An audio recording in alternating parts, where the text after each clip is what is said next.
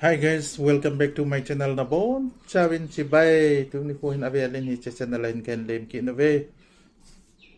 Tuni ko ay say diwa hile tildang ahi po in. Tu chunga review and accept kiti ahung pa chu YouTube studio notification hung ding hi kiti hin. Ye chun khen khanin amulo hin. Amulo ho chun itida na amulo ham ti jong hi kaga say do nomin. Ye chun alhung ke na be lang mu di dan ne ting hi je. Chule hi chika channel la ma sa pen hi le like me lang subscribe me lang chule bell icon ko me lang notification ko all in coin sa tila video kain sem kiteng amu ma sa pen ni ding hi ye. Hay le pantaw ito hichi tu chunga review and accept kiti ahung pa chu khen khanin amulo in amulo chu aji jong chom chom nan te hin la ke ma he dol ta kain se ding in tu ni ko jong chun mi ni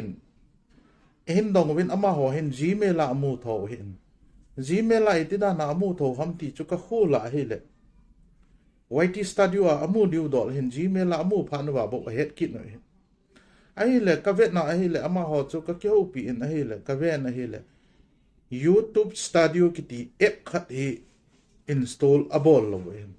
YouTuber ho hin khen khat tam zo hin YouTube app ku mangcha inabol lo hin la YouTube studio ku install na bol kha lo ai tam zo hin hiya chu hi che notification ku studio a hong hi je chan amu lo hiya chu nang zong na ha ya ai le hi che YouTube studio ku install na ki bolin lang len khen khat chu notification hong ji po hi cha install ki bol lo khan amu ji lo hi chun install na ki bol len lang hele chun hi che notification khun namu de hi ti ka sei do no men tu ni kho jong chun mi khat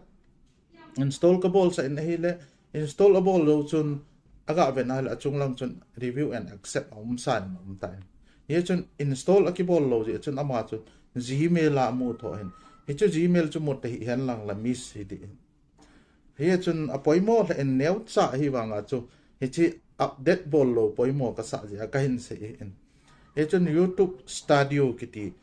Google Play Store khum lu la chun namu ding hi in hi chu ku install na ki bolin chu ti le yam ti anang man namu lo wa la namu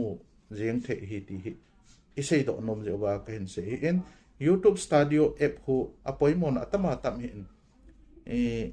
edit in advanced setting kiti ayong ko ichi a hele thumbnail ho dang dang jaw seong ki bol ji hin hi chun hi chu install poimo ta hin example la Facebook nga jong page si ma page nei ho jong kun creator studio hu ki mang te in hi chu thumbnail ho upload na dinga creator studio hu ki mang hin hi chu bang bang chu YouTube min jong YouTube app kun jong YouTube studio anei ki din hi chu YouTube studio a he notification chu hung di hi je chun YouTube studio chu app chu install na ki bol te chu ti le che review and accept ki ti imu di hi je install bol lo la kha je ngo wa la ti a che ka hin se hi je chule hi video hi chan chun chai witin aphai iti wa hele loi la pai ho hello lai khat le ni khan te ti wa le share jong na bol te le ka ki pai chan chen le